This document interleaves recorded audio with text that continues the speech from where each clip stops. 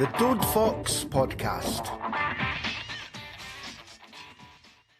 So welcome back to the award-winning Dode Fox Podcast, episode 327, with back on media hooring duties Paul McNichol and staying in building Legos, the new go-route, Ronnie Costello. Like, subscribe and click the notification bell on YouTube. Support the pod at buymeacoffee.com/Dode Fox Podcast. Listen, dodefoxpodcast.com. Follow us on social media at Dode Fox Podcast. Do we need to do this? Yes, people expect it now. Okay. What did you get up to with your United Free Saturday? United Free Saturday, Rondo. I was out the country again watching Celtic Motherwell. Oh, Anomaly FC. Yes. How did it go? I think the bubbles burst. Maswanisi threw himself in the air like a Superman again. Incredible. Dyson Maida was a sneaky bastard. And Alex Oxlade-Chamberlain got away with one. I mean, there's so many of them you could talk about, but Maswanisi, that's Curtis Main levels of cheating there. We've come to expect it. We've come to expect it. Again. Doesn't get booked for diving. Doesn't get booked for diving. I mean, I'm no debating there's hands on somebody, but I've never seen my feet do that. No, absolutely not. No, it's a nonsense. It's a nonsense. But that was my Saturday. What about yourself? What were you up to? No. Not a thing. No, generally not. Didn't watch any football. Sometimes that's the right thing to choose. It was fine. Yeah, went out with the dog and that. But that was literally it. None. It was a pretty chill day. Worked last night. That was about it. None. I generally did none. I can't even say it was any more exciting. Nothing. Sometimes you need build some Lego or building some Lego. What are you building? Ecto 1. That's Ghostbusters. The car. Yeah. Oh yeah. I'm not a fan of Lego. I'll be honest with you, because I think you require a lot of patience. Because you're an adult. No, it's not even that. I've just never liked it because it's too fidgety. It's hard going. I like when, Willie Kane, Gammon Goalposts on Twitter. I think he builds some Lego, and now and again he'll post the pictures, and I think it looks really cool. Aye.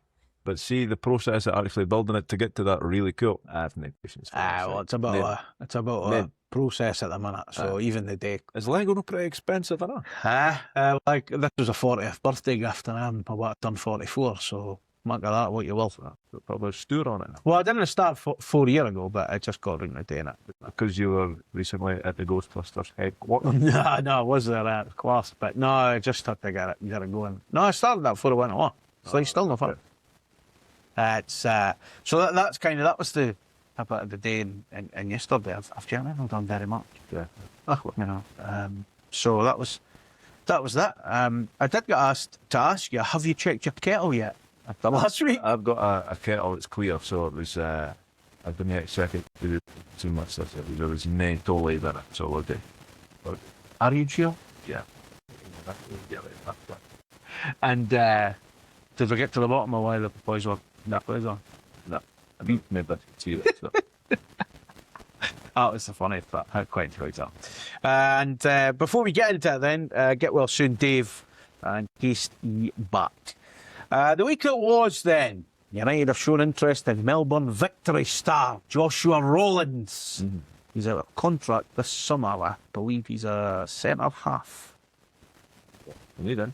Well, some would say that after the day, Paul. Don't need in. Yeah. I mean, it seems to be, is that where we're sending all our scouts, or is that all the YouTube videos that we're watching? It might be. Is that the only spreadsheet that we've got access to? The Southern Hemisphere. It's, I don't know. Obviously, I'm not judging the guy. I've never heard him before in my life. He might be good, he might know. It's hard to say, but I hope that we're just using these guys to complement like a more sturdier Scottish, British spine. Sturdy, good word. Yeah, I don't know. We can't have a team of people that have never played in this league. I don't think that would end very well as we're seeing this now. Well, keeping on that thought, it's news is we've agreed a pre-contract with Newcastle Jet striker, L.A. Rose. Yeah. I mean, great. He's the second top scorer, I believe. And is the boy that we signed know the top scorer? Joint top scorer with Sam Cosgrove. Yeah, so like that's obviously a bonus. But we also, a couple of years back, signed the best goalkeeper in that league. Well, And some people would say that he wasn't a goalkeeper. So it remains to be seen what these guys have got and how good they're going to be. They might be class. They might be absolutely class. You just don't know. But yeah, I hope that we're not going to recruit another 11 boys to do that. But I hope there's going to be a sprinkle and something a wee bit closer to home that comes along with it. That's hard. what a boys swap in Bondi Beach for Rocky Ferry. Yeah, they'll notice the difference in temperature alone. Yes, I think they will. But yeah, I mean, I think we've seen certainly early on Zach Sarpsworth to bring these players again want a chance to open up and Yeah, and I get think bigger Hibs move. have got a few Aussies as well. Your Mate- favourites leaving my them. mate, yeah, Martin Boyle, he's leaving. Sign him. How you're saying? I wouldn't have signed him, no, but then if I'm an Aussie, I'd find out who knows. But my mate at the other side of Edinburgh, Oh, he's Aussie. haunted, are you? He's an Aussie, isn't he? So, yeah, like they've got good pedigree, and the ones that have come over, but yeah, we'll just have to wait and see. I don't know anything about them. There is a level of excitement to it, but yeah, I'll remain to be seen who comes in here. And Randall actually played against Wallace Saturday morning. They were playing against each other. I'm pretty sure it's 2-1 that Randall set up Sam Cosgrove actually to open the scoring. Again, it's a market that we'll obviously delve into. Sarpsworth's been relatively successful in his early stages. Injuries, illness has no helped him. But 50-50, isn't it? He started brilliantly and then he kind of fell away. But yeah, we'll see. We'll see. And a word for Gordon Wallace. Yeah, that was a shame. Like, he's one of the few that are well respected and liked and loved on both sides of the Tannadice Test. My own Gordon Wallace memory is when I used to play football, Rondo, back in the day, under 12s, 13s, 14s, 15s. I played for Broughty United. We weren't the best team.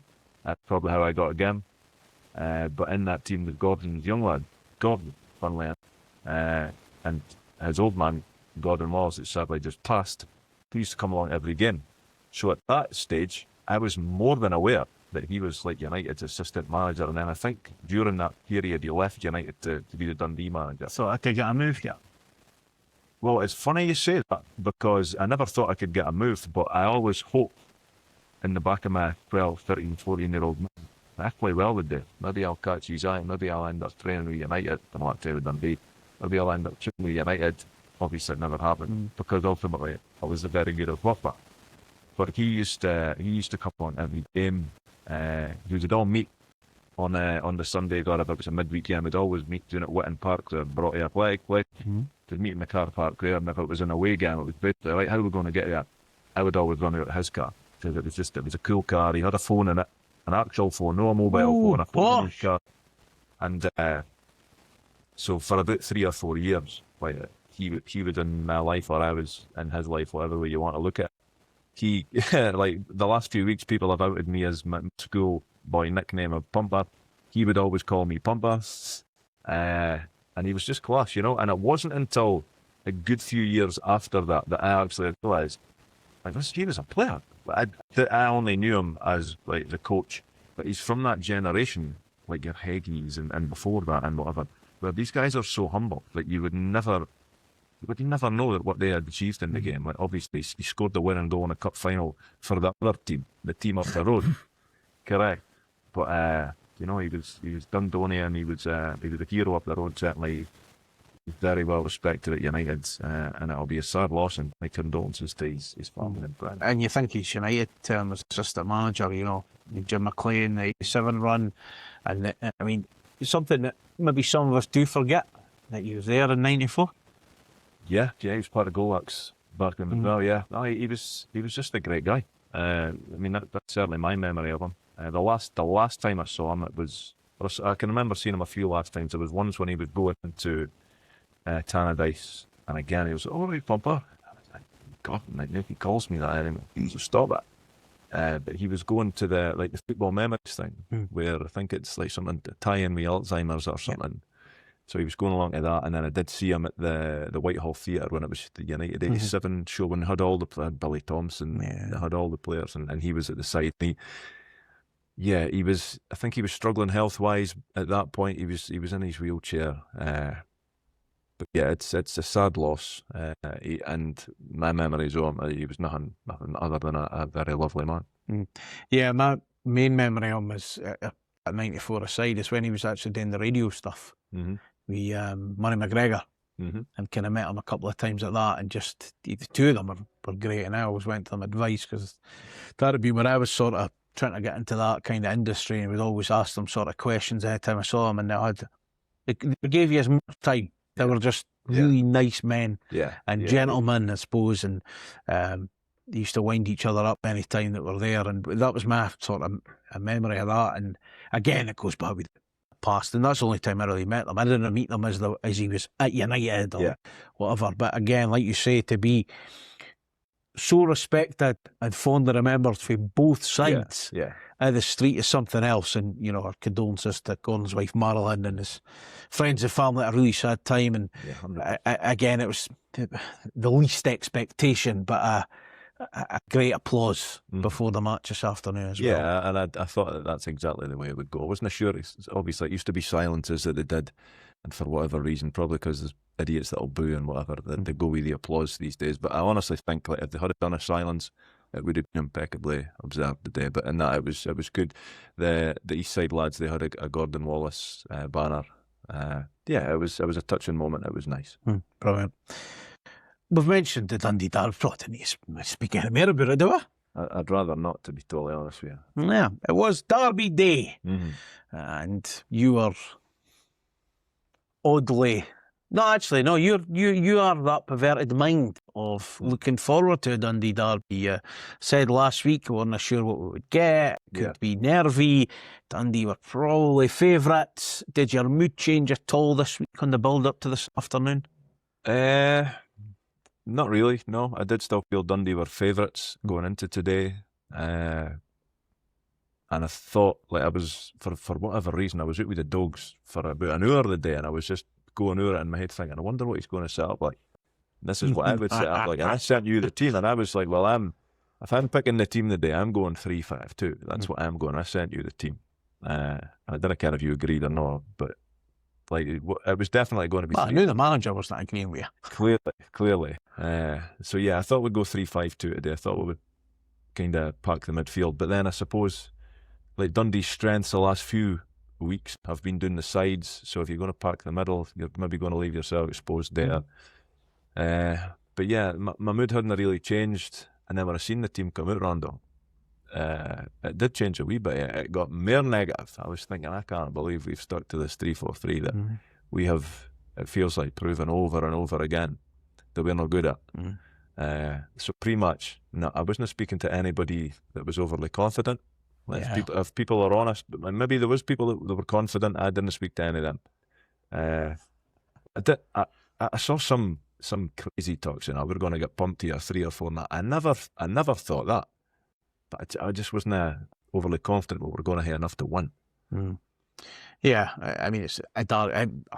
I've went through this ringer with derbies. We've spoke about it loads of times. Sometimes I think I like them, and sometimes I think no, and sometimes I think I much prefer them at Dents than Tannadice. But obviously, and they probably prefer them at Tannadice than Dents. And like anything, unless you see to go, you're not getting tickets for it. But there was a million things happened and tickets offered, and then someone come up and I was busy getting out of stuff, and I was like, I'll just be watching it, right? We'll just watch it. And sometimes I do think you can get me nervy in the house. Well, yeah, like I don't like watching games on the TV. If I'm not that, like, and I've said it to you like over the years, and it's a ridiculous thought, but you feel you can impact it at least by shouting. Or I do, because I'm an absolute clown. Well, we'll get to your shouts today that you've already told me about. But it's horrible watching a game on the TV, I think. I'd just rather be there just so that you could feel it. And it's different as well. Like, we've watched the same games over the years. You at him, me at the game, and we come away with like different viewpoints and whatever. So it's different as well. But a lot of people, like you say, the day going in that pretty downbeat. Yeah. Disheartened and thinking, keep the score down, lads. Well, not so much keep the score down. Like, I saw a couple of the things online, but more just, we don't know what we're going to get here. You know, like their tails will be up Big win last week. It was a big win. Plus, I think certainly my thoughts were the motivation for them was to leapfrog us. I couldn't see how they could fail to be up for it today. Yeah. Well, we mentioned that, didn't we? Obviously, it was it was that close to it that again put the league table up in the dressing room. You when you go above them, that's massive. Yeah. Whereas that's what I would have done. For us, it was going into a game that in a season that's been littered with late goals, negativity,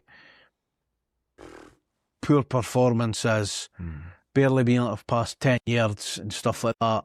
And you're going into a derby, biggest game this season, whatever, but you got to win the day. Probably no cement, but we said this last week, but it gives you a massive hudgy up. Yeah, of course, yeah. To where we need to be. I think last week we were saying that we could do with getting our 6 points, just to feel really comfortable. So yeah, like there was. I mean, I contradict myself because I did say as well last week. It does feel like the season's kind of done. It could easily just peter out, but there is still a wee bit of work to be done just to ensure our safety. Do you want me? I'll just jump ahead because you've probably not heard that, but there was an interesting line for Stephen Presley after the match today that he'd said that for his team he expects you're still needing they're still needing 2 wins. And 38 points is probably the number you're looking at. But the guys at BBC were saying you might not need 38 this season, going by it. But again, they were very much a first and foremost mentality of staying up, which I absolutely get. And with the way the up and down roller coaster season that we've had, especially lately, it's a case of let's bank these points and get it on. But again, it's a derby. Form kind of goes out the window ever so slightly, though. Sometimes, yeah, and it shouldn't, but sometimes it does. You know, like I would like to believe that if there's a derby and one of the teams is better, like clearly better than the other end, then like if I hand you a tenner and say go and put it on at the bookies on whatever you're going to put on the better team. Usually it should come in, but sometimes it can go out the window. Yeah. Sometimes it can. And you were obviously delighted with your view you had today. I was row A, which at first I was delighted with because, again, the closer the kickoff gets, Rondo, the more crazily positive I get. And I'm like that to Leo. Johnny Russell's going to dive into us when he scores the winner. It's happening. Like, it's happening. We'll be on TV.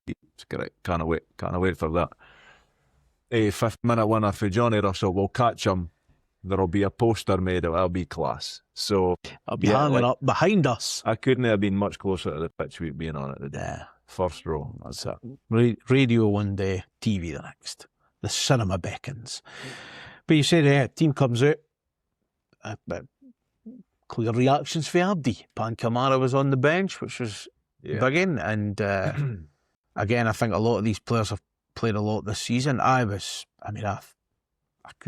couldn't quite believe it. Yeah. I thought, but we're part of the midfield, but you make a good point. That doesn't happen often on this podcast. Really a lot of good points get made, but again, given the way Dundee play, and they still played that way today, like getting it down the sides and whatever, but it was going to be interesting to see what we're going to get. I didn't really see the first 20 minutes, but I was told there's been a sitter early on in the game. And I did not expect Paul McNichol to be part of that setup. Yeah, it was.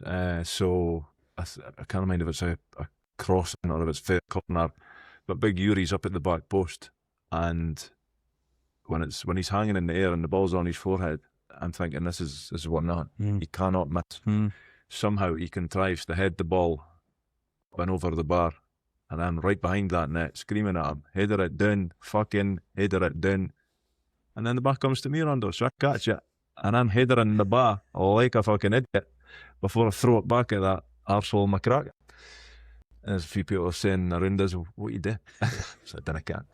I lose the plot sometimes. I went to the well too many times and thought, what am I doing? But that's... had to score. Has to score, Rondo. Has to score. I don't know if you've seen it back. We missing at the start of the game, but he's got to score. Yeah, they showed it at half time. So... Header it down and it's in. Nobody stopping. And the thing is as well, he he makes it himself. Like he's like, I'm winning this. He does everything right, apart from the execution. Yeah, and because I mean, I don't care when that was, but it was 21 minutes I managed to see, so I don't care how early it was, but it felt early. Like what a start within the first 10 minutes, I would say. Yeah. What a start it would have been. There was a couple of. How bad were the conditions, by the way, or how windy was it? It was very windy, yeah. Because they were obviously making. Sometimes you could tell, but I'm more thinking. I thought the wind was going towards where you'd have been. Yeah. Because I'm thinking Congreve Cross that Maynard Brewer has to get right under his bar. Yeah. No, it was windy. It wasn't, and it wasn't I didn't feel like it was a swirling wind. There was also in the first half, I think Fatah had a corner and he just couldn't keep it in the park. It was very windy. There's no doubt about that. But it affected it a wee bit. The Fatah had a really good chance. It was he was probably flying off balance at the time, but the side net is always enough for people the other side of that goal to think. Yeah, it's in. Yeah, no, he done well. Like he was tormenting them. I thought when he was getting the bar. Do you think he just, especially on a good pitch, he just glides? He's a bar. Like I thought he was the best player on the park for the majority of that game. Like he was the danger man. Anytime he had the ball, you just thought something was going to happen. He was even showboating in the first half. Like there was nothing's up. He skinned Simon Murray and then he tries to do like a Rabona cross. Yeah. Just about fucking worked. There was probably no need to do it, but like the old man turned straight away. He's like, no need to do that. I was like, but it was class. Can he said that because Sam Stanton couldn't do that? Well, he would. So he said, maybe he'd fire. He probably would. But there was a couple of chances. I mean, we broke through, I think, 3-on-1 at one point, and it got caught under his feet to come up. He flipped it over. He managed to somehow get it back, force another save. Yeah. For McCracken. Was that for Vichko? Oh, I think Vichko, maybe Ferrugia. Will Ferry's on the left-hand side screaming for it, and it just... that's what... So, I mean, when you're in the front row of a stand, you're close to the pitch, but you didn't get a great view of what's really going on. But when that breakaway was happening, I was screaming, "Give it to Will Ferry! Give it to Will Ferry!" Because I think Ferrugia, was it Ferrugia? I thought it was Ferrugia. It might have been. Well, if it was him, then he's not on his right. He's not on his proper foot. So I thought, if he's at the Ferry, he's on his left foot. Just smash it, or go yourself, because you're more than capable. But as you say, like he got the ball caught under his feet, and then somehow we still managed to get a chance. There was a few skirmishes in the box as well. Max Waters just couldn't get the ball out his feet to hit a shot. And then the save from Vichko, I can't mind if that comes as part of that Fatah move, but that was a great save for McCracken. Really good save. Yeah, because Vichko done well because he gets the boy closes him down and he sidesteps him, he opens it up beautifully for himself, and you just want him to hit the target. He's hit the target and it's a good save. Yeah, and it kind of felt a wee bit, I mean, I'd only seen probably 25 minutes or so at this point, but it kind of felt like it could be one of these days that the goalkeepers, who has had his critics a lot, has just found his form and has been excellent. Because I was like, although probably aside, because I think he's involved in the bar that then leads to Yovo, doesn't he? He's involved somewhere in that. I can't remember. Anyway, but that save is like, oh no, brilliant save. It's a brilliant save. And then we got corner after corner, and we were really going. I don't think I'm being biased, like usually I am, but I thought like you could argue the game was maybe even in some parts of that first half, but ultimately I thought we were the better team overall in that first half. Like, agree. But by the time you get to half time and it was nothing's up, I was kind of thinking, just similar to what you said, Rondo, I was like, I hope this is not going to be one of these days where we create these chances, we didn't take them, and then fucking sucker punch or something, and you lose the game. That was my fear at half time, but I thought we'd done all right. It wasn't a brilliant performance, but I thought overall, like, they were better than I thought they were going to be. The system was working, I thought. The formation, the system, the personnel. And we created chances. Yeah, we just weren't attacking them. That was the concern. Everyone the same half time thinking it was. I think people. I only really spoke to the old man and Leo, and we were just like that. We should hit a couple of goals here. Everybody else was like, I'm not going to speak that boy. I was smashing the ball against his head. But it was like a no writer. What's he doing? Is he needing a job or something? Still, has he just done it? Still in his cap. No, but you were sitting relatively comfortable compared to how you felt pre-match. But at the same time, I was thinking, I could see this coming back to bite us in the arse. Like, we need a goal here. Yeah. So in the second half, obviously, early in, and I mean, 5 minutes in, you're thinking, when it's somebody's birthday, it's like they should get a gift. Yeah. Like the birthday man, Dished Simon out Murray, the dished out a gift. It did. Yeah. Now, you've obviously, this is, a couple of hours after full time, you've seen a couple of clips back, and that's about it. Given your view at the time, what did you see, and what have you since heard about the penalty award? So you see Manny picking the ball up and playing it to Will Ferry, I think it was. And at the time, I didn't know if it just hit Murray's arm or what had. Or he's playing basketball. Or he's playing basketball, he tried to catch it. But the ref was fairly quick in pointing to the spot. And then obviously it must go to VAR because there was a slight delay. And I wasn't sure if we were going to get it. Because they were all arguing with the ref. But that's going to happen. Well, you'd expect that, wouldn't you? Of course, that's going to happen. But no, it was a penalty, and I have seen it back. And I think that I do think he moves his hand out a wee bit. Whether it's subconsciously or no, I do think he moves his hand, it hits the bar, it's in the box. And regardless if Will Ferry's getting on the end of that or no, you can't do that. So I would think it was a penalty. Yeah. So I was watching on Premier Sports, and Michael Sheard didn't think it was a penalty. No. He thought it was a ridiculous decision. Because the ball's going nowhere, and but that doesn't matter. So he says the ball's just going towards the corner. The ball's going to Will Ferry. But that's where Will Ferry was going. Yeah, he thought it was a ludicrous decision. I thought it was a penalty, and that's not just because it was Dundee and Simon Murray. If it was against that, I'd be raging. Because doesn't matter if your hands are by your side, it's no natural enough for me. It'd no be a penalty. Yeah. No, and again, we need to see it a couple of times back. If the hand's going towards, well, that's what I think. He's only got his shelter in. Yeah, that's what I think's happened. Where you are on the pitch. That's what I think's happened. And as I say, like whether he's meant it or not, like it looks to me on the one video that I've seen that he kind of moves his hand towards where the ball is, and which is obviously what the ref thought. Yeah, and if you do that, then it's a penalty. And I'm made to wait, as always with these things, with VAR and all that stuff. But he stepped up, and as he's there and the camera's focused right on him, and you could, I can't speak for him, but I imagine he's thinking, right, this is where I'm going, and maybe replaying it. And I thought, well, McCracken Kens, you've just went down the middle. Yeah. I think, he's any of these type of keepers, I think he might just stand still there. Because he might ken, but again, he went the same side he went against Kelly, and McCracken went the opposite way, so the research wasn't that great, but no, great finish. It went in, so any penalty that goes in is a good penalty. 5 minutes in, 1-0 up, happy days. It was happy days, yeah, no doubt about it, and it felt like it was deserved at that point. But obviously the conversations are then like, do we second? Danny even get me on these conversations because I had to hear them in the house today.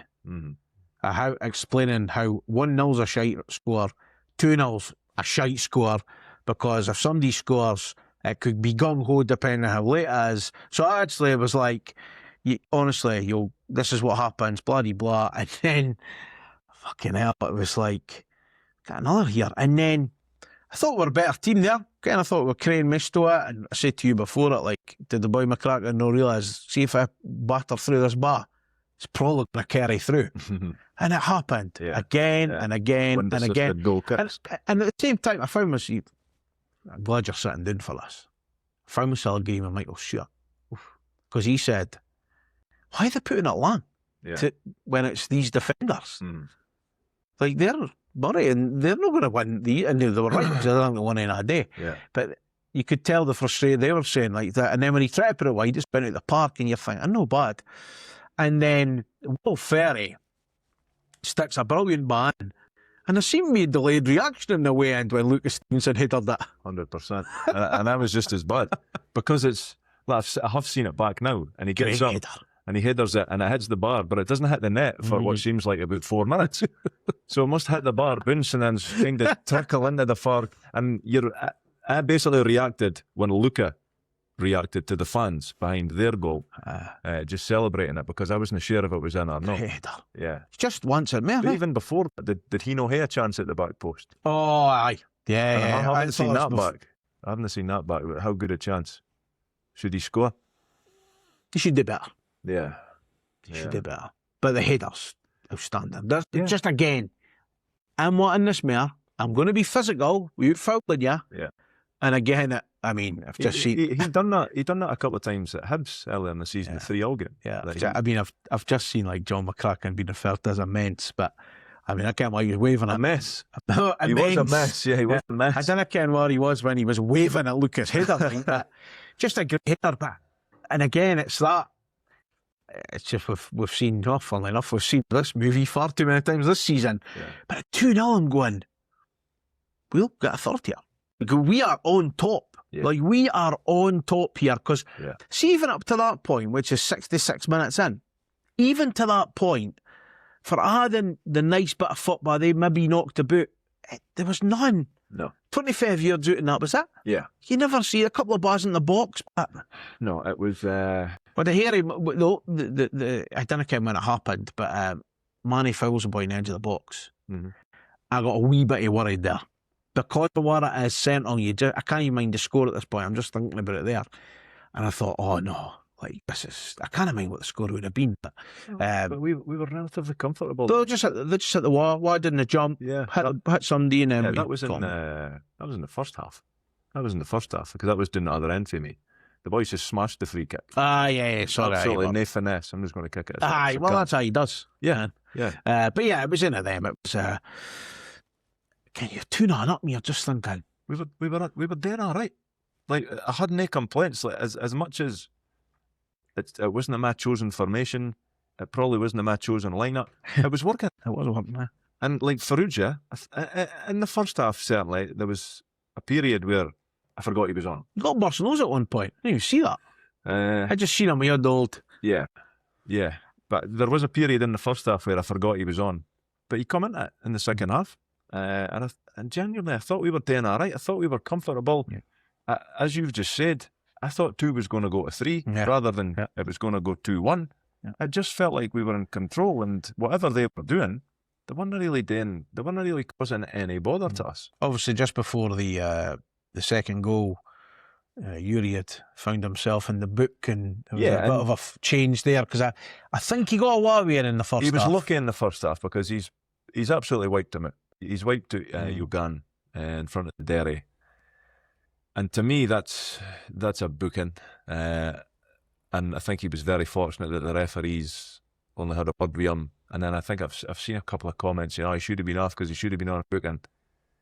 I don't think he would have committed the second one if he was on a booking. So that doesn't wash with me. You could see why he was subbed. 100%, yeah. And again, if I'm them, and like Yogan, he's tricky. Like, he's got a bit of pace. He's very good at manufacturing fouls, shall we say. I like it. Yeah. There's a boy on the other side. He's very good at that, creating contact. And if I'm Dundee, I'm probably just going to try and get the ball to him to run at this guy now he's on a booking. It never seemed to materialise, but I did understand why he was taking Yuri off, because like, you can't take that chance these days, can you? You just can't. No, but I'm the same as you. I think if he'd already been a yellow, I don't think he commits. And if he does, he's daft. But I don't think he would. But no, I don't think he does either. And that was, Pankamara comes on, Zach Satsford comes on.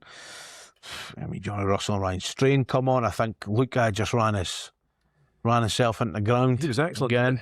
Yeah, I thought Henry Welfare were really good. They were, yeah. They set up and scored the second goal, didn't they? No, they were very good. The system worked. I mean, I'm the first, well, maybe not the first, but I'm not quiet in criticising when I don't think it's worked, and like it's there for all to see. But I thought today it did. Yeah. And it isn't. And as I've said before, it isn't the formation and the system that I would have chose.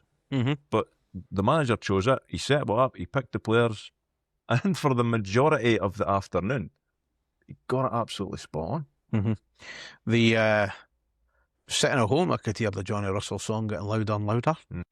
Yeah, the fans were just choking for him. Come on. And I come on and nearly had a near instant impact about Yeah. 5 minutes while he was Yeah. on the pitch. I would like to see that back, but it looked like a really good save at the time. Yeah, I mean, he has the first thing's blocked, and that forced him on his right foot, and he just has a swing and good. I think it's maybe a bit arm because it's on his weaker foot, but again, McCracken saves it. He still marks the save. Yeah. But it felt, if anything, it felt like we were adding a third. It didn't look like they were getting the goal. 'Cause I mean, 100%. up to the 93rd minute, they're not a shot on target. Now, people say, some of a persuasion will say, "Oh, you got halfway in with the offside." He's fucking offside by about 3 yards. That's how he's not halfway in. And I think Vichko knew it as well. Oh, he did. Yeah, I think he's purposely put the ball in his net, and that might sound silly, but as soon as he done it, he was pointing at the linesman, just waiting on the flag going up. Why he goes, I think it might be Hay. Why he goes behind, I think it's Ross Graham. Just hang on. You've got the pace. And he goes, and I thought at the time, and even that the camera wasn't a brilliant angle, but you're like, man, I'm pretty sure he's offside here. Again, because they keep playing, you do. You get that slight worry. Because again, if it's obvious, blow the whistle, put your flag up. But they didn't. They let things play. Of course. Again, we'll keep saying it, but someone will get smashed one day, and it'll no end well. Yeah. But that was offside. But even that, I still didn't feel. No.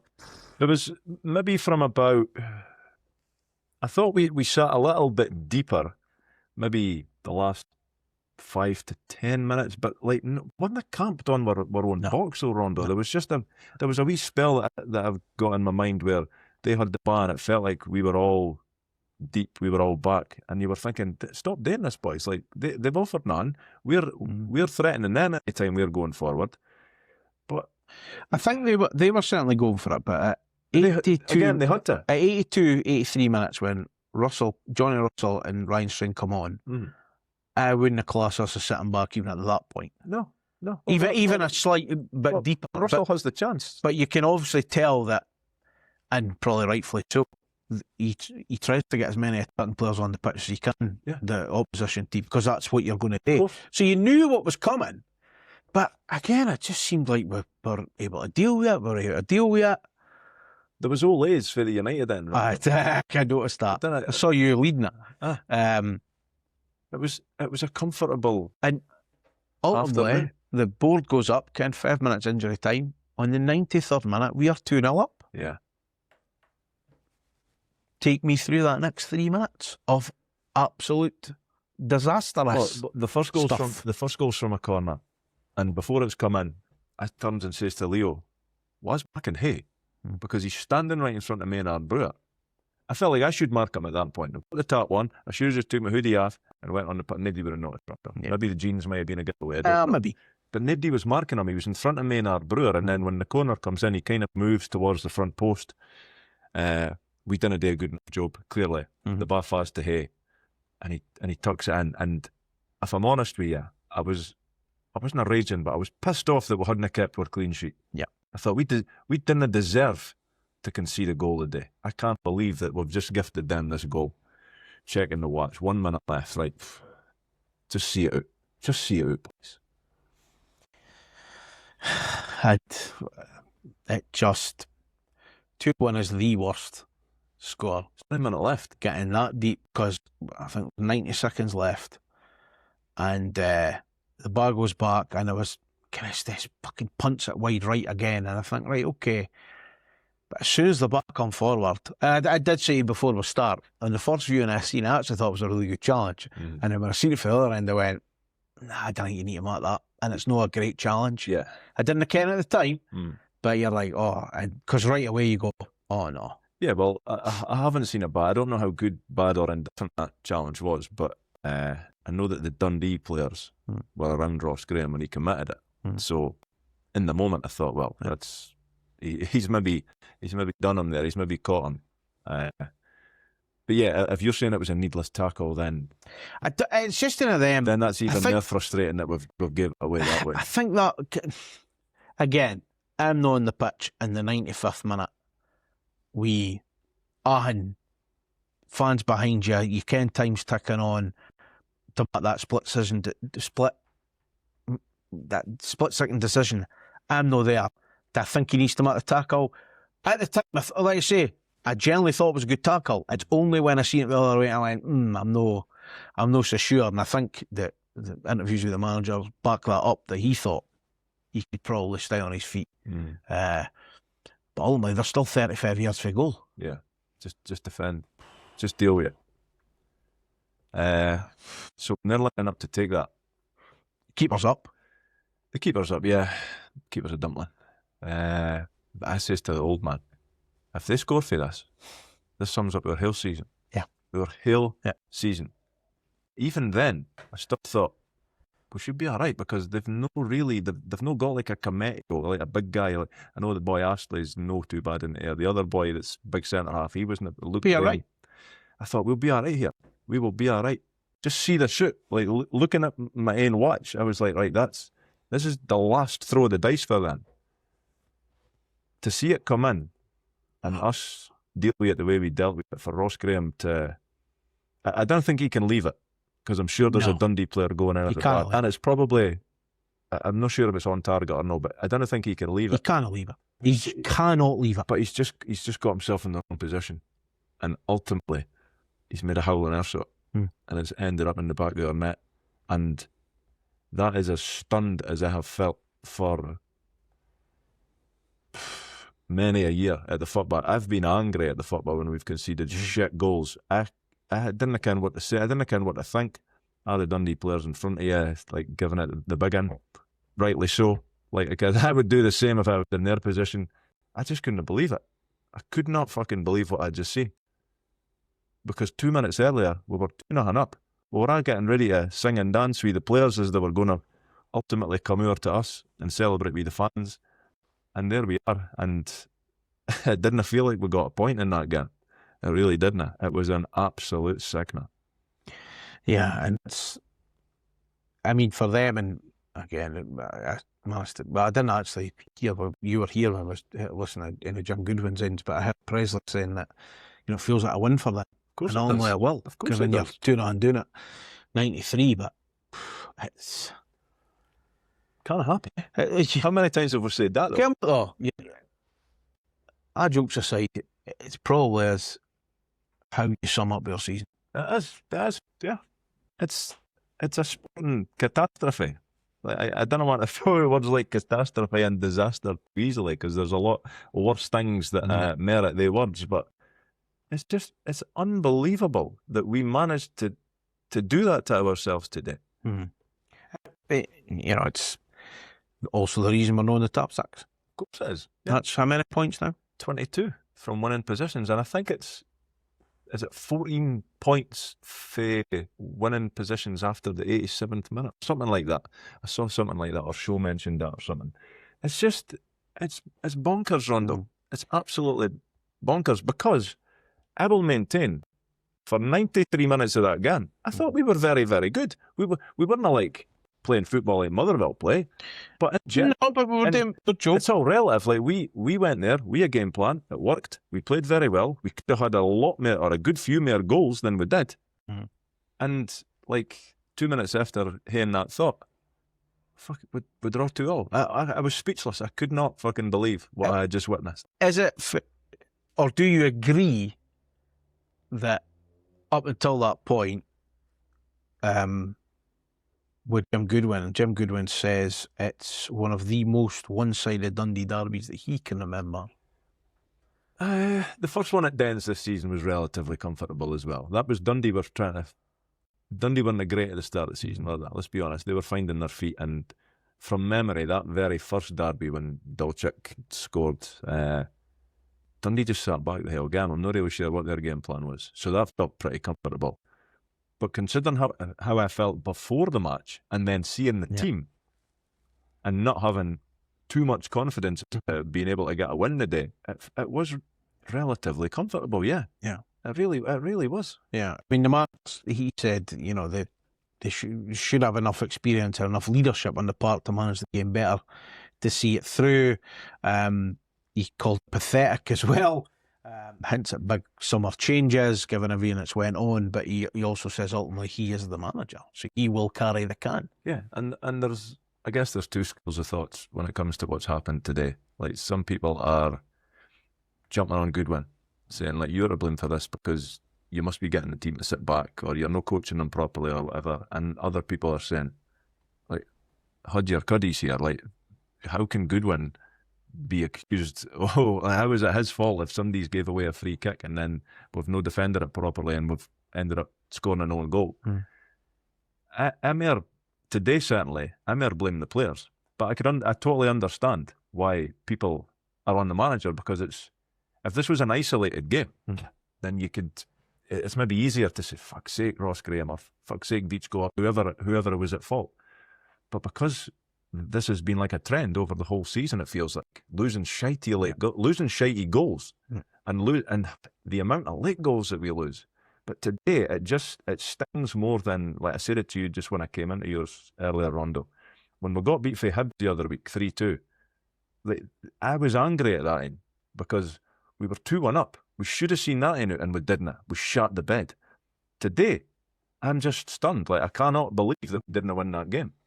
I cannot believe it. Yeah, and like we say, it does sum up the season, but it's, again, like you're saying, he will carry the can. He ultimately is the manager. But like you're saying, sometimes and again, I don't think we were, well, like you were on about defending the Bannan. For 93 minutes, we defended our box. I think we did. There's obviously mishaps and headers just go in the air. That happens all the time. But it didn't look at their first shot on target was Ash Hay putting the ball in the net. Yeah. Yet again, our goalies had none today. He took some really good crosses. He punts in. Fine. 2-2. He made a rash decision second half. When I don't care where he was going. I thought he was going for an ice cream or something. I didn't care what. I thought he was maybe needing a piss because he was running back up the tunnel, was he? On that foot, he needing a shite now. Actually, what are you going for? That could have been a disaster. Yeah, but I just... It sums it up. But yeah, I mean, it's going to be... I couldn't tell you, but reaction is full time. It's a 2-2 defeat. That's what it feels like. For them, it's a 2-2 win. Of course it is. Something else, like you say, when the second goes in, the celebrations. I mean, the subbies and a were there that shouldn't have been there. Yeah. MD telling you to do one. Charlie Riley, he was giving it the big get up, yeah. Fair enough. He's lucky there was a war between that, so I'll say around it.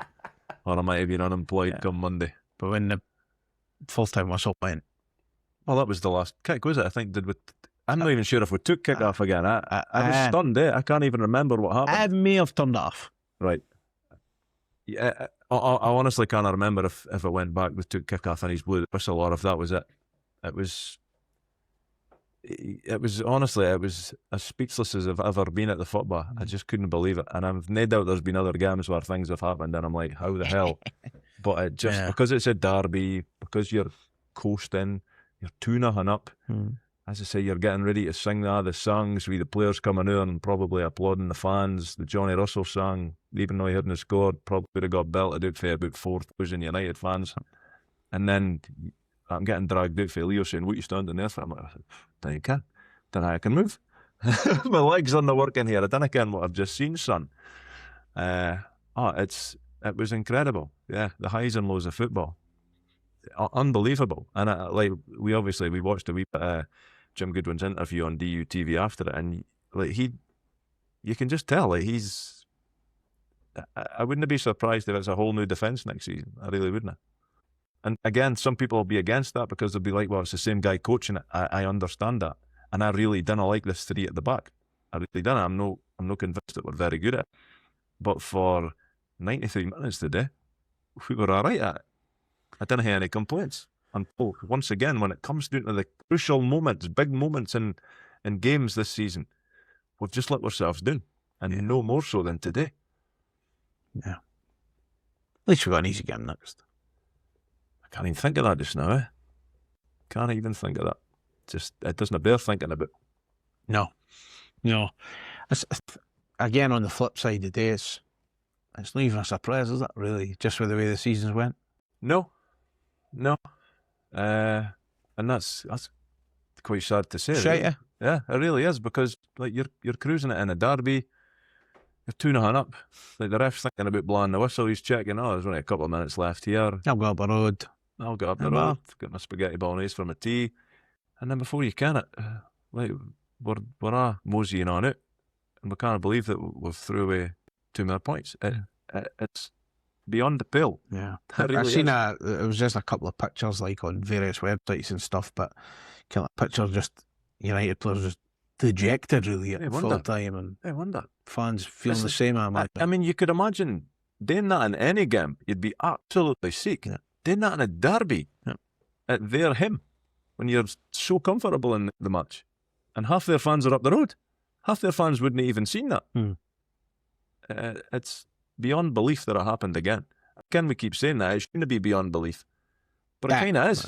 Because the team are finding different ways to kick the fans in the bollocks this season with the goals that we're conceding and the moments in the game when we're conceding them. I mean, that the day, you just couldn't write that, as my brother Ian would say about things that happen all the time. Couldn't write that. Like, you probably could, but madness, Rondo. Ian, Madness. we could write a book on this season. Oh, of course we could, yeah. It was just madness. Honestly, it's so deflating. It really is, as we sit here still speaking about it. It's fresh. Yeah, the wound is still fresh. I think there's still a wee bit of blood seeping out. I mean, I don't know how they get. The one thing I'll say about the players, I wasn't sure where our motivation was going to come from after we got emptied out the cup last week for Falkirk, and that was my concern. What's the motivation for us now? Because whether you finish 7th, 8th, 9th, 10th, doesn't matter to the players, really, if they're honest. A lot of them are on loan, probably not going to be here next season. Does it really fucking matter? But they were up for it today, I thought. They were up for it. I thought they put in a good performance. And then, like 90 seconds or the last 120 seconds, we've absolutely collapsed. And we've come away with 1 point where, and if people are honest, some people are honest, they probably would have took a point before the game, just the way everybody was feeling. I think I said that since I seen the lineup. But to get a point in these circumstances, it's a head shaker. The balls have been volleyed, not just kicked or tapped. Multiple volleyed. Times. Over and over. Good, bad, and ugly. Cheesy peeps, good, bad and ugly. The good. There's one less game to play this season, Rondo. The bad, there's still 8 games to play this season. And the ugly, fuck me, where do we start? Our defending in games after about the 85th minute is beyond tragic. And it's probably not going to get any better as the season peters out, I think. Celtic on Sunday. Yeah, can't wait. 12:30 kick-off. They beat Anomaly FC 3-1. Is that a bubble burst for them?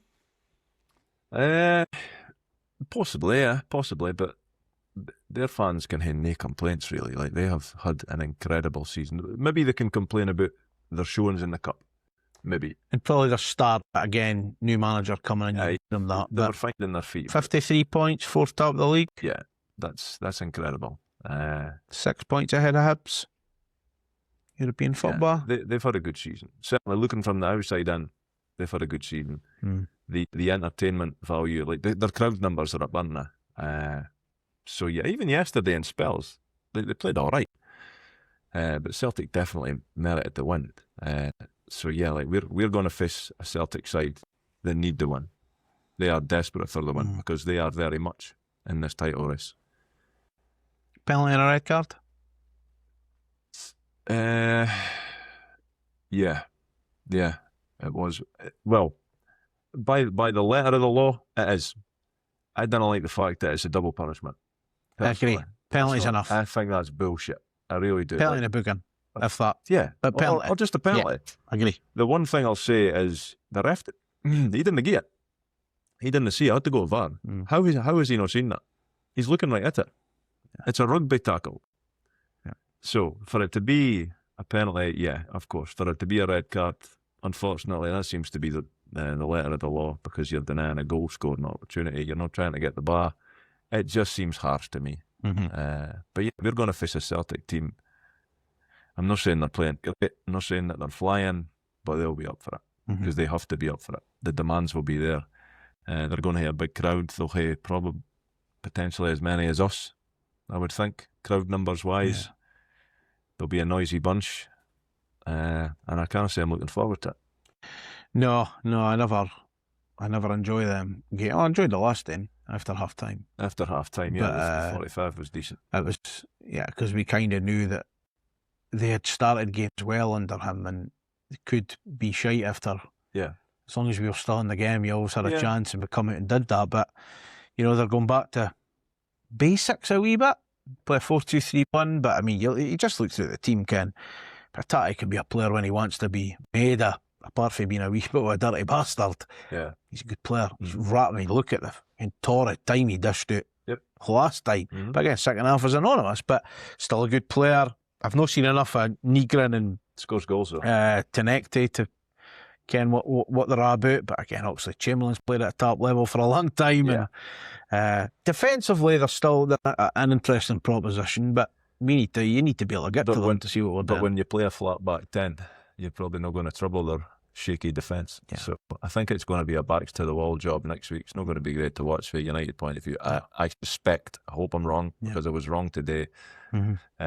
It's like we've spoke about it so many times on this podcast because we've played Celtic so many times. It's just no one that you look forward to as a United fan.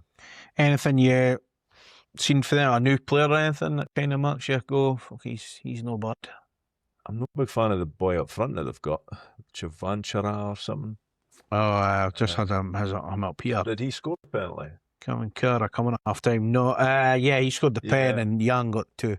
Young, he is like the Duracell bunny. He just covers some amount of ground. I wonder where you were going. Jew and I went, oh. Yes, he's a Duracell bunny. Did he not score against us at Parkhead? Did he not score the first goal? Nah.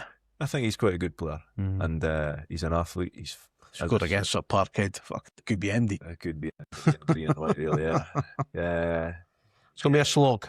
it's going to be a slog. Yeah, that's the way it feels. And good luck lifting the players after that. And then to go to Ibrox. I don't want to think about Celtic game. Never mind even further ahead of the game. But the next two games. Let's be honest. If we're getting any points for that, is that going to surprise anybody? Not going to surprise me. No, probably not. And the way it was set up, I criticise Goodwin for being cautious. I see no reason that he's not going to be cautious against these. It's a bit of a different animal, Rangers now, right? Mm-hmm. But we've done all right there. Yeah, but they're still not great. We've done all right against them in general this season. We've done all right. So, but yeah, it's I think the stuff is just knocked right out with the day. of course it was. Yeah, and it's so fresh. Like it was only a couple of hours ago that I was walking out of Dens. So Even worse next week. It's about an hour after that. yeah, we'll be here. So to even think about what we're going to do against Celtic, it's hard. It's hard to get your head around just now. But I can't say it's one that I'm looking forward to. Buy me a coffee this week. So Cammy Welsh bought 2 coffees. Hopefully next season is more entertaining. Anyway, shout out to your biggest fan, Baldy Steve Welsh, FTD. Stevie Welsh, good shout out for you.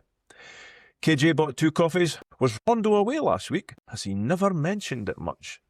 Did you not mention it much, Rondo? Is he being facetious? Far too many times. Kev bought a coffee. Had missed the media who McNichol doing the rounds until I heard his dulcet tones on BBC Scotland last night. Yeah, that's when I was on talking about the Dundee derby. I was on after the Dundee fan who had asked, did you hear it? I didn't hear a Dundee fan. He said United were an excellent team. And then it got put to me and I was like, He's the watched Josh us. is fucking at it. Yeah. He is taking it. He's extracting the Michael Fish. Yes, he is. Yeah. Someone bought 5 coffees. Buy and use both a few coffees before the game, although it might be something stronger needed depending on the result. Nostradamus bought their coffees, obviously. I appreciate the hard work and effort that goes into making this weekly content for all of us listening along to the podcast. Wishing you all the best, and more importantly, FTD. And Dave Connor, 3 coffees. Keep up good work, boys. Awaiting the day when Paul finally snaps and goes full, falling down during the Tannadice Test when Ronnie sneaks in another mention of Derek Stilley, David McCracken, or Paul Quinn. Sorry, Paul. How dare he? Cheers, Dave. If you would like to support the pod, it's very much appreciated. buymeacoffee.com/Toad Fox podcast. And it is Tannadice Test. Time to cheer Paul up for the next 5 or 10 minutes or so. Player profile, as always, to get us started. Born April 20th, 2003. Born. Okay. 6-foot defender was signed January 31st, 2023 by Liam Fox and went on to make 13 appearances. But who is he?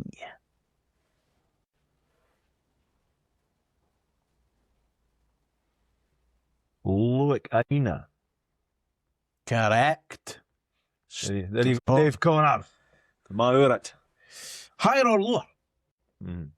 Is Loic Aina's 13 appearances higher or lower than Harry Lewis's clean sheets for United? I think it's higher. What do you think of Harry Lewis as a goalie? Young. Mm-hmm. He was all right. I think so, He no? was all right, yeah. Do you think his clean sheets, Loic Aina's appearances are higher? Yeah, Harry Lewis, I think, kept fewer than 13 clean sheets. Correct. 11. 2 for 2. Mm-hmm. Is this the week? No. Team sheet. I hate this. This is shite. Harry Lewis was in goal as United beat Brecon 4-1 in the Championship in 2018. I remember that game. Scott McDonald scored twice with singles from Sam Stanton and recent Jailbird FC signing James Keatons. Mm-hmm. Number 25 was Harry Lewis. Mm-hmm. 3 is blank. 4 is blank. 5 is blank. 7 Paul McMullen. 8 Scott McDonald. 11 Billy King. 12 Sam Stanton. 16 Willow Flood. 17 Jamie Robson. 19 James Keatons. On the bench, Dennis Mehmet, Scott Allardyce, Cammy Valentine, Logan Chalmers, Kieran Ingalls, Louis Appert and Matty Smith. But who are 3, 4 and 5? Freddie Franz? Nope. Oh, fuck. Tom Scobie? Number 5. 3. He was 3. He is number 3. He is in that team though.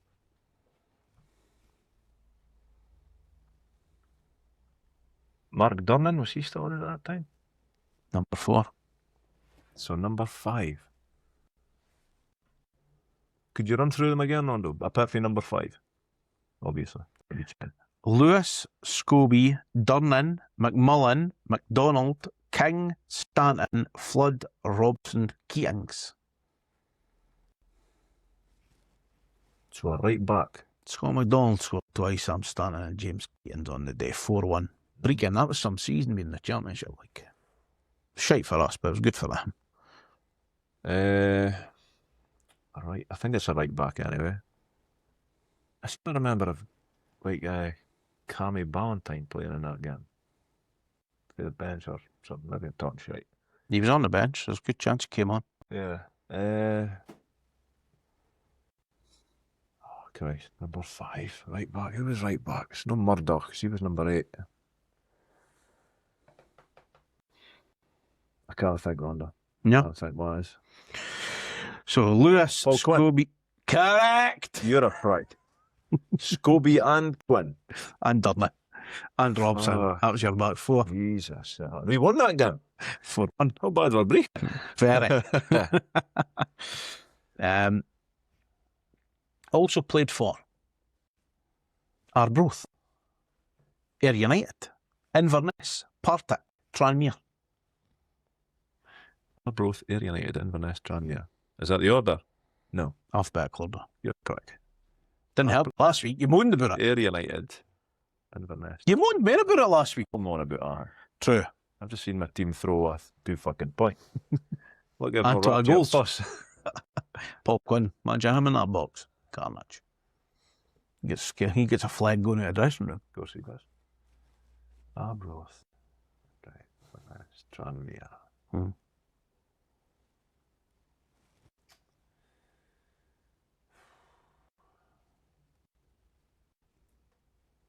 Yeah, I'm thinking Florian Hot. It's no him. I don't can. Logan Chalmers. Tranmere, so it was. Yeah, I should have got that. Fucking Arbroath. I left out for I you. think he played like half a game for Arbroath because he was on loan. And I distinctly remember he went there because my reports are top notch, obviously. I think he played the first half of the first game he was there, and then he disappeared. Turned into David Copperfield or whatever. It's a really good budget. Turned into MD. Who am I? Came up through the youth ranks of Hamilton. Played there since the age of 12. Turned pro with them.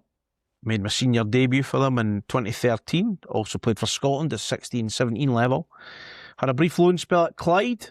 Played 150 times for Hamilton before joining United for an undisclosed fee, signed a 3-year deal and went on to make 108 appearances for the club, and also had an iconic song played when I scored at Tannadice. Who am I?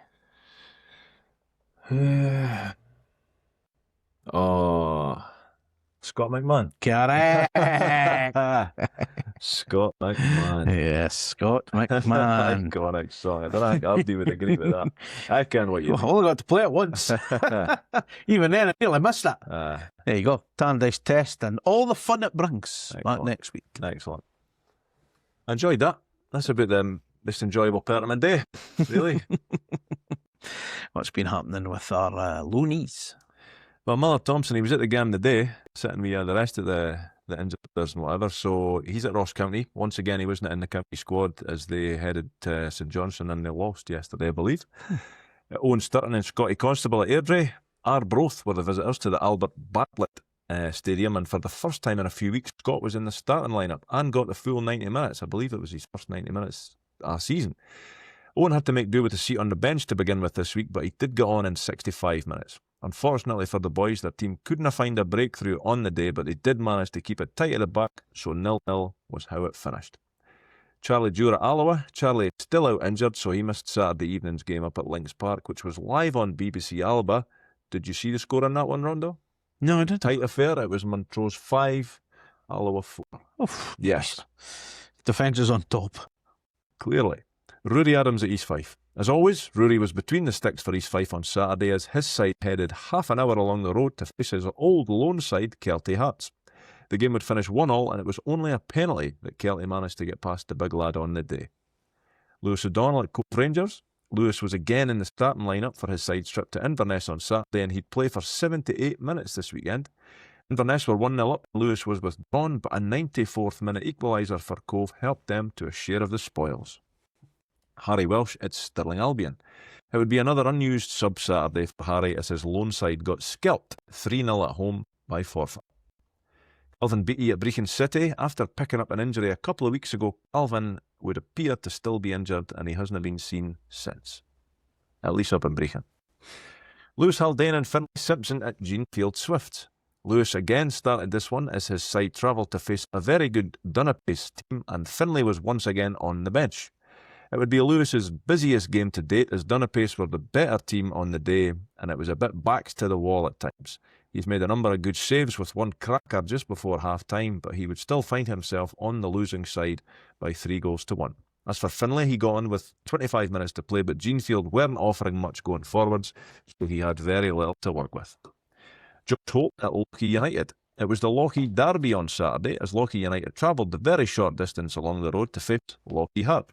United would win this one 3-0 and Josh played for the last half hour. Connell Shields at Gallifreydine Rovers. Again, no idea if he played, but they got beat 3-2 for Cumbernauld Colts. The academy team. Last Monday, the under-19s played Herts at home and it was a cracker of a game. United took the lead through Emil Franzak, which was only about 10 yards offside, I think it was, Rondo. I'll show you the image of that. And then the Jambos equalised. And then goals from Matty Moody and Jack Anderson put the good guys in a commanding position before the young Jambos pulled a consolation back late on. Great game, feisty game, 3 points. This Monday, the under-19s are at home to Hibs at 7 p.m.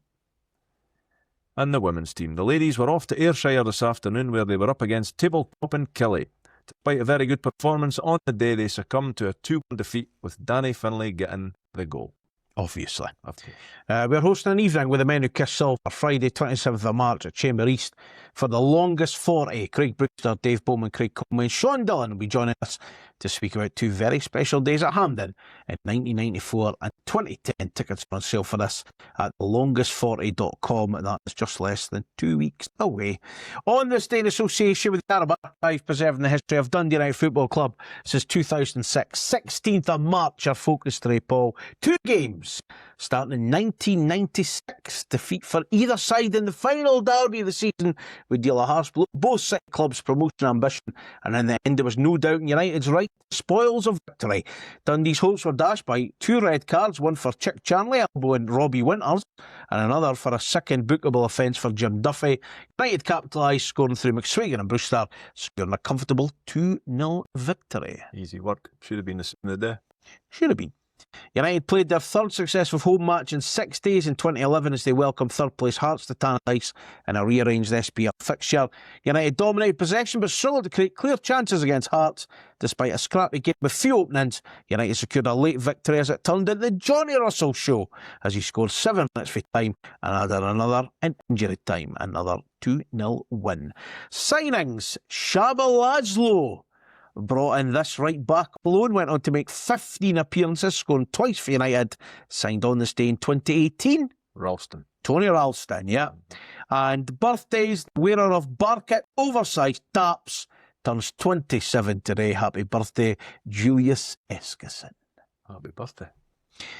Episode 327 is done, and it is the small matter of a Celtic visit to Tannadice in a week's time. You can find out more, DodeFoxPodcast.com. Follow us on socials. We're at Dode Fox Podcast. You can like, subscribe, click notification bell on YouTube, and support the pod, buymeacoffee.com/Dode Fox Podcast. Do have a great week. Stay safe, and don't forget to wash your hands and your arsehole.